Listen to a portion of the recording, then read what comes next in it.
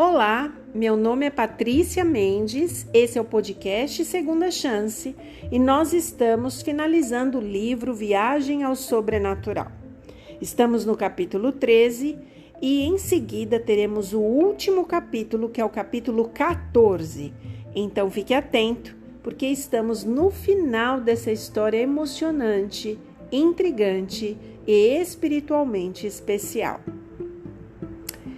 Capítulo 13, Episódio de Morte, do livro Viagem ao Sobrenatural. Lembre-se que este título é um título que pertence à Casa Publicadora Brasileira e todos os direitos são reservados a ela.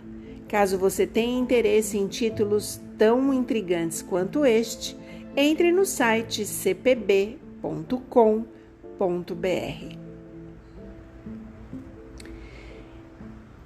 Domingo de manhã acordei e me levantei para um novo estilo de vida.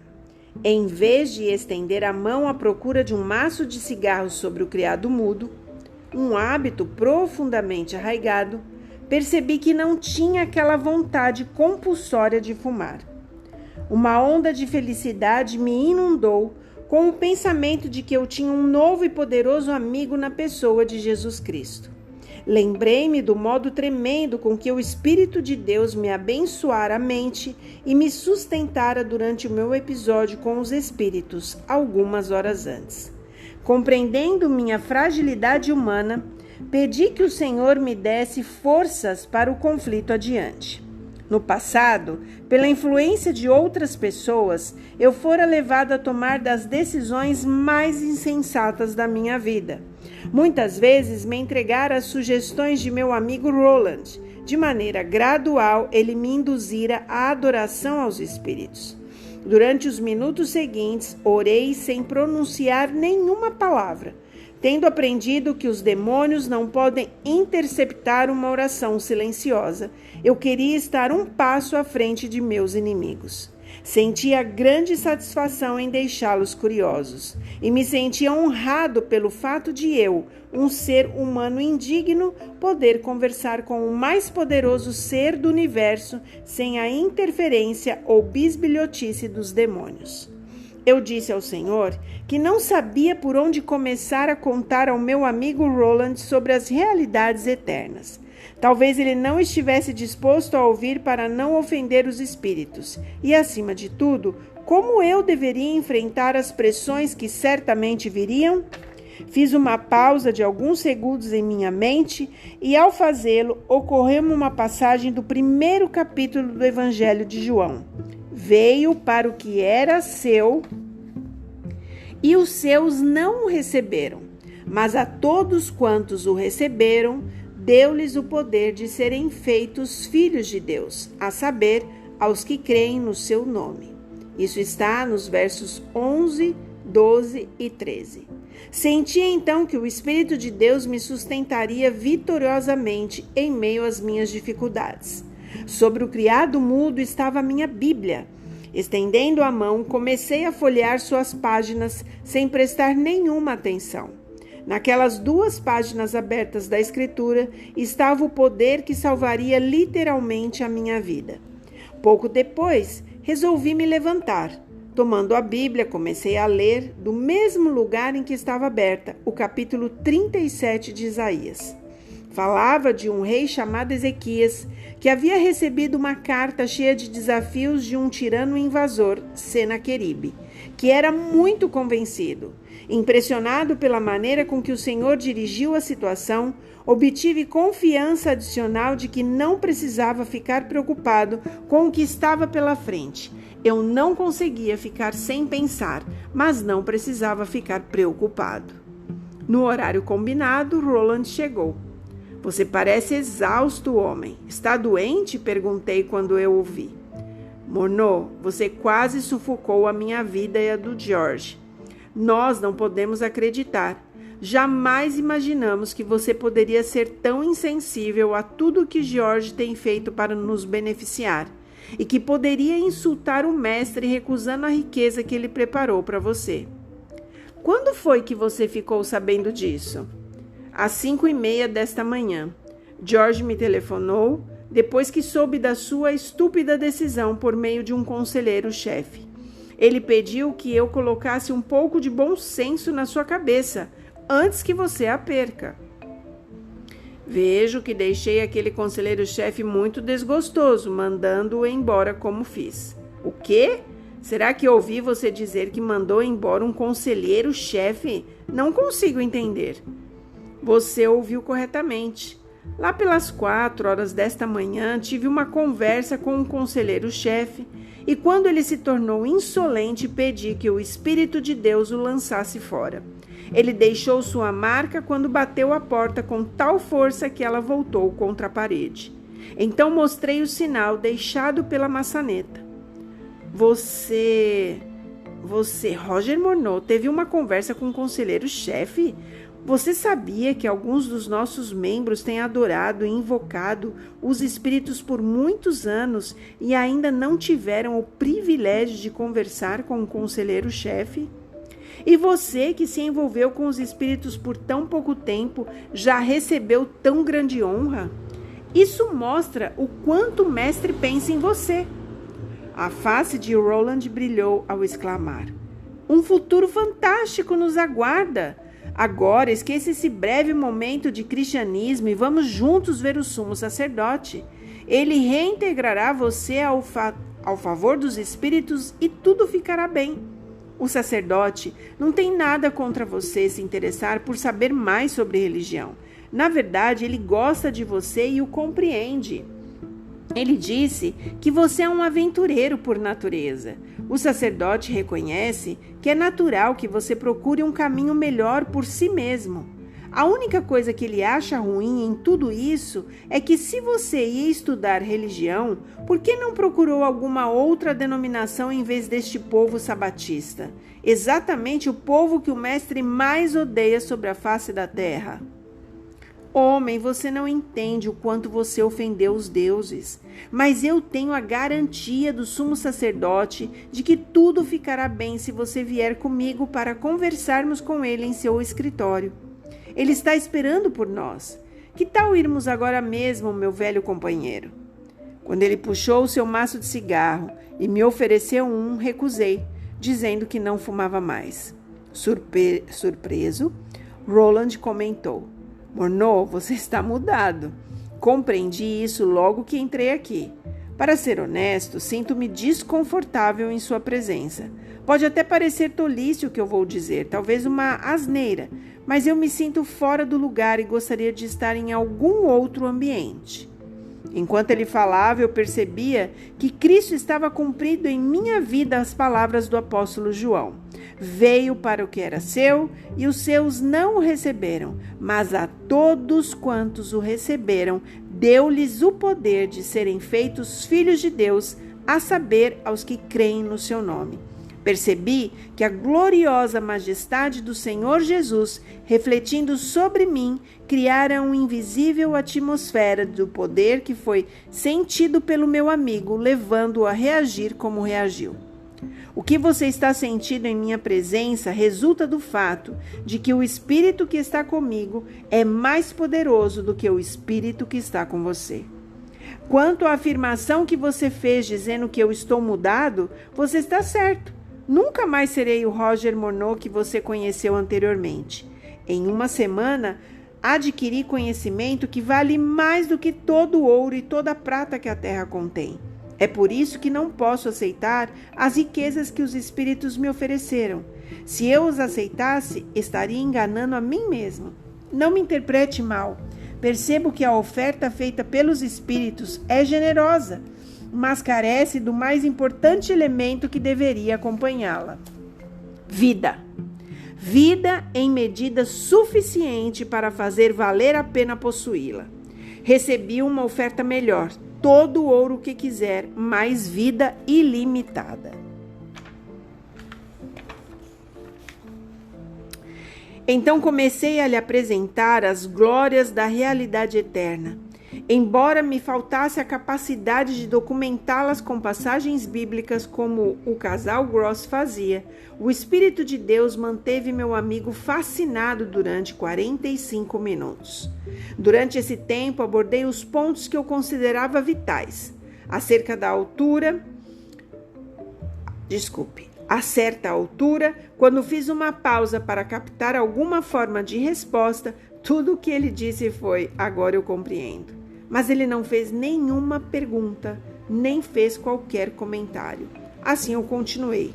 Posso ver que você não tem nenhuma intenção de vir comigo para a verdade e acredito, sinceramente, que você não quer ver o sumo sacerdote.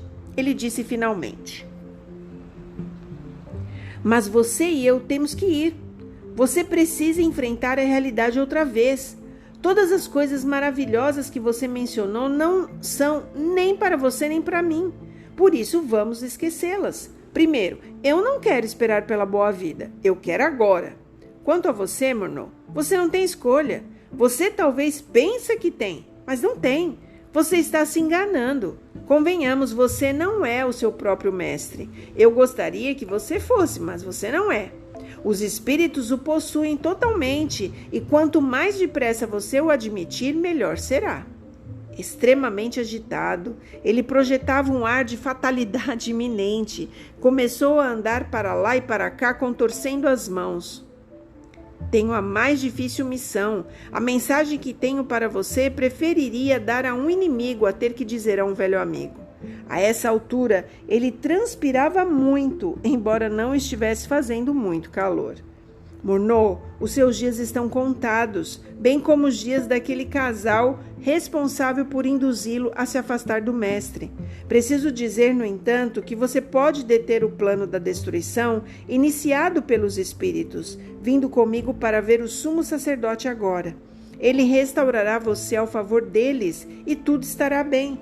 Desta forma, ninguém sairá machucado. Ele teve que fazer uma pausa por alguns segundos para usar o lenço. O suor escorria por sua face. Há um detalhe que o sumo sacerdote quer que você entenda. Nunca ninguém conseguiu sair vivo de nossa sociedade secreta. Os espíritos nos trouxeram a essa sociedade e nós temos que nos sujeitar a eles, e não eles a nós. Permita-me te explicar. Até agora, você e eu achávamos que nosso encontro com George e seu convite para irmos àquele restaurante fora apenas casual. Errado. Uma noite antes, um espírito apareceu a ele durante a hora sagrada e ordenou que ele fosse com a esposa àquela sessão em particular. O espírito disse que ele devia nos encontrar, que nós tínhamos servido na marinha mercante e explicou muitas coisas. Explicou em detalhes o que George deveria dizer e fazer.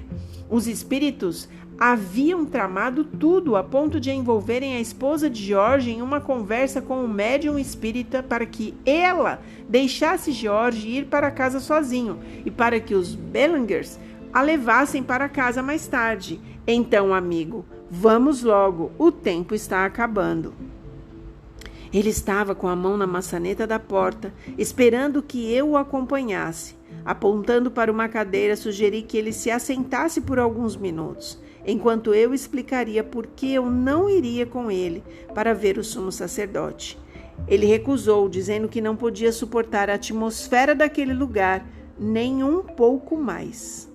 Um ambiente sobrenatural, estranho a ele, tornava impossível que ele se assentasse e relaxasse. Eu disse que a presença do Espírito Santo me dava assistência em resposta a meu pedido por ajuda. Mais cedo, naquela manhã, conversei com o Espírito Santo, insistindo para que meu amigo abandonasse os demônios e se associasse com o poder superior de Deus. Assegurei que ele não poderia fazer a transição com segurança.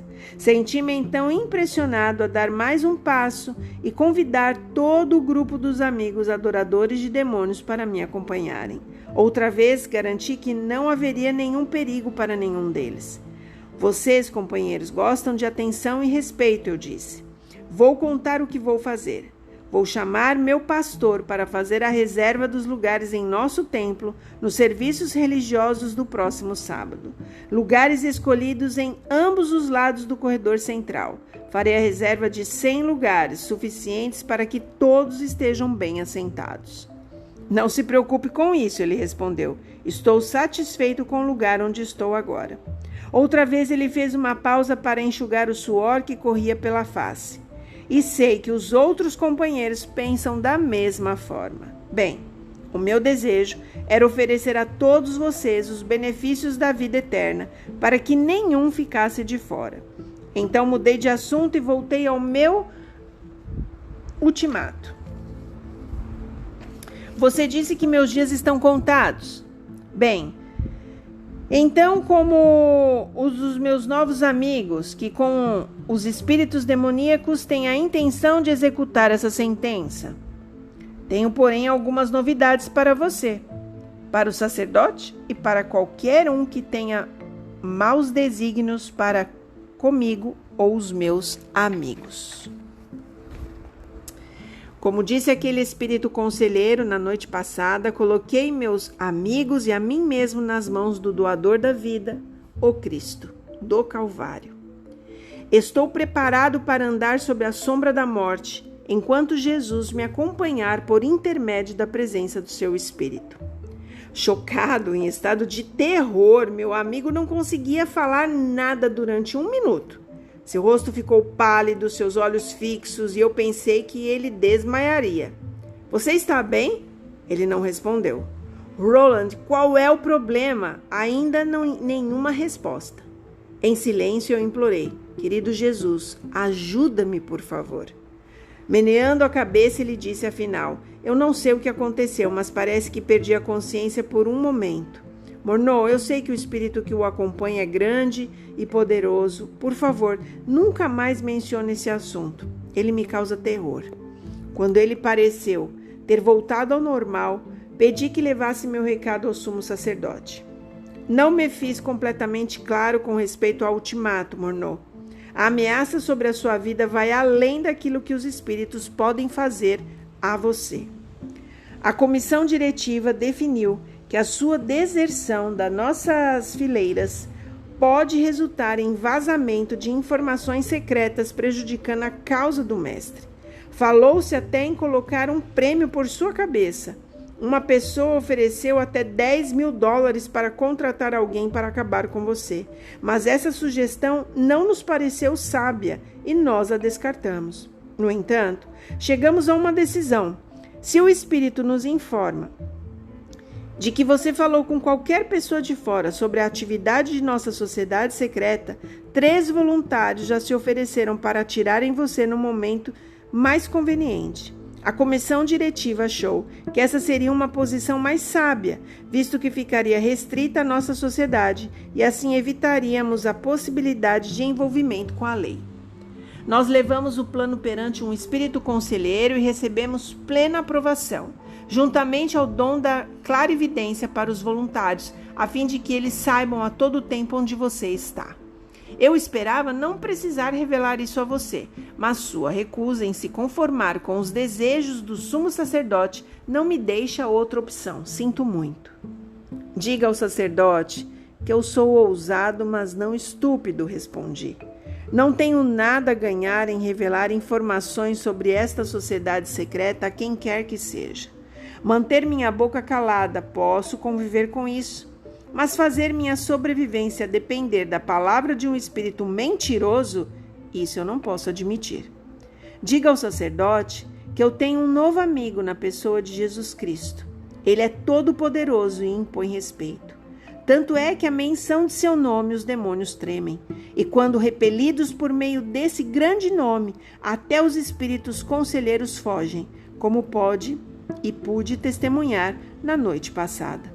Não sei se o que senti poderia ser chamado de ira santa, mas a ameaça de Roland despertou em mim a determinação de fazê-la enfrentar o poder e a justiça de Deus por todos os dias de sua vida.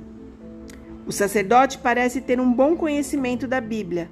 Faça-o ler Colossenses 2, 9 e 10. Ali está claramente o que eu estou dizendo a respeito do Senhor da Glória. Rapidamente anotei a referência em um pedaço de papel para que meu amigo não esquecesse. E enquanto ele estiver com a Bíblia na mão, acrescentei: tenho algo mais para que ele considere. Faz muitos séculos um poderoso rei saiu para conquistar e subjugar grandes nações e povos. Mas um dia ele insultou a pessoa errada. Ele atacou alguém que fazia de Deus seu melhor amigo. Como resultado, ele perdeu 185 mil soldados. Somente uns poucos oficiais de Senaqueribe sobreviveram para testemunhar os resultados da arrogância do rei. Ainda quando ele chegou à sua cidade, Nínive, 2 de seus filhos o feriram à espada.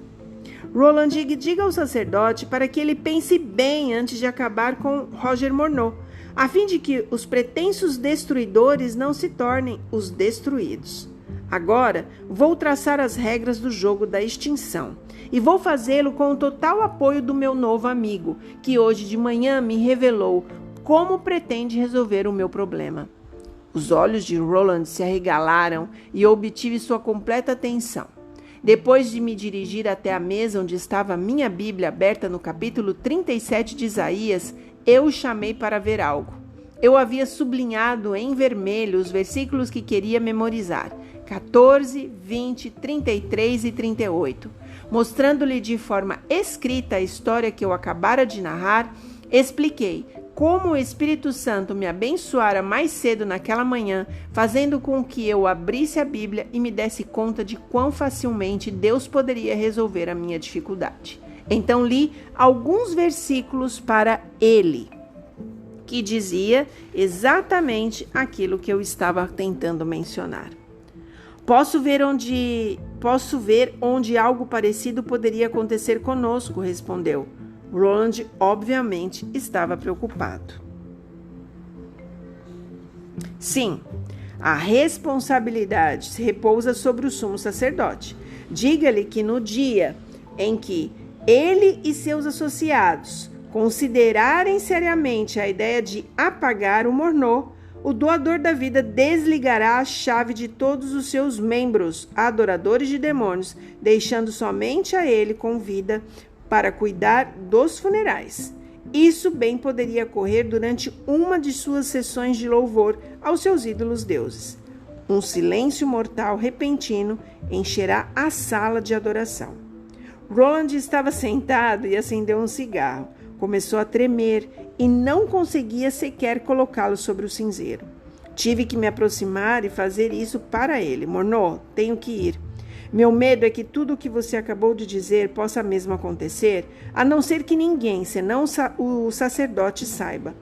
Por isso, vou telefonar ao George logo que eu sair daqui para dizer que a nossa vida está em perigo, a menos que consigamos deter os 3 executores voluntários. Se as notícias chegarem a todos os membros antes que os sacerdotes tenham a oportunidade de me fazer prestar juramento ao segredo, existe a chance de que a pressão exercida sobre ele para cancelar a tentativa de assassinato seja suficientemente grande para garantir a você uma vida longa. Ao apertar sua mão pela última vez, ele disse que não queria desagradar aos espíritos e, por isso, deveríamos evitar nos encontrar novamente. Se nos encontrássemos por acaso em algum lugar, deveríamos ignorar a presença um do outro. E eu disse que assim eu faria. Desta maneira, terminou uma tensa viagem através do sobrenatural e também selou a perda de um amigo chegado. Mas muitos têm sido os benefícios que ganhei por romper com o sobrenatural. O fato de eu ainda estar vivo hoje testifica da bondade, do amor e do poder do Senhor Jesus para salvar. Nunca mais encontrei Roland, mas o vi a curta distância quando ele saía de uma loja na rua San Catherine West. Entrando em seu Cadillac, estacionado ilegalmente, ele usava um chapéu branco e trajava um terno que parecia ser de seda. Sua aparência impressionava, mas eu não tive inveja dele. Ao andar pela rua naquele lindo dia de junho, para pegar o bonde, grande era a minha alegria no Senhor. Elevando meu coração para o Santo dos Santos, no santuário celestial, conversei com ele e verdadeiramente considerei a experiência como sendo a plenitude da vida. Embora eu tenha virado as costas aos espíritos e a tudo o que eles tinham para me oferecer, eles continuaram tentando restabelecer o contato comigo. As batidas aconteciam quase todas as noites e continuaram por muitos meses. Um dia, Cyril veio para observar. Depois de ouvir a atividade deles, ele exclamou: "Vamos dar o fora daqui? Como você consegue ficar num lugar desses? Por que não se muda?" De alguma forma, eu não queria dar aos espíritos a satisfação de pensarem que eu tinha medo deles. Eu achava que se começasse a correr deles, teria que correr para sempre. Portanto, confiei no Senhor Jesus para que Ele me desse sempre, onde quer que eu estivesse, a ajuda e a proteção de que tanto necessitava. Que episódio emocionante, forte e significativo.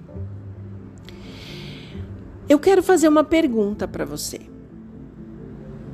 Você já teve que confrontar o mal e a sua fé já foi provada a ponto de você crer no nome de Jesus para te livrar e para abrir as portas que você tanto necessitava? Às vezes nós estamos passando situações que elas parecem tão oprimentes, nos fazem tão mal. Parece que o inimigo está vencendo, mas a verdade é que se clamarmos pelo nome de Jesus, esse nome mais poderoso do que qualquer outro nome sobre a face da terra, esse amigo que nós temos, íntimo, que cuida de nós, ele não nos abandonará. Pelo contrário, ele pegará a sua espada flamejante e junto com o Espírito Santo arvorará a sua bandeira sobre a nossa casa, sobre a nossa família, sobre as nossas coisas e cuidará de nós. Eu quero deixar essa palavra aqui para você. De todos os capítulos, e todos são muito importantes, esse é um dos capítulos mais fortes porque ele deixa claro a luta entre o bem e o mal e o grande conflito que existe entre as duas forças que querem tomar conta do nosso coração. A pergunta que eu faço para você: e qual é a sua decisão? De que lado você prefere ficar? O aqui, agora, as coisas do seu jeito, conseguir as conquistas da maneira que você quer, ou ter a certeza de que Jesus está estabelecendo o seu reino, está cuidando de você e irá responder às suas orações no tempo devido? A escolha é sua. Vamos fazer uma oração? Querido Deus, que tremendo a certeza absoluta do teu carinho, do teu cuidado, especialmente, Pai, da certeza do Filho Jesus entregar a sua vida na cruz para que nós pudéssemos fazer esta escolha. Escolha maravilhosa de vida eterna, escolha maravilhosa de graça, escolha maravilhosa de proteção e segurança nos braços de Jesus. Guarda a nossa casa, guarda a nossa família, Senhor. Guarda as nossas coisas, os nossos bens. Guarda, Pai, aquilo que nem a gente sabe que o Senhor sabe que nos pertence. Por favor, põe a tua mão poderosa e que a tua graça esteja conosco. Nós te agradecemos em nome de Jesus. Amém. Que Deus te abençoe.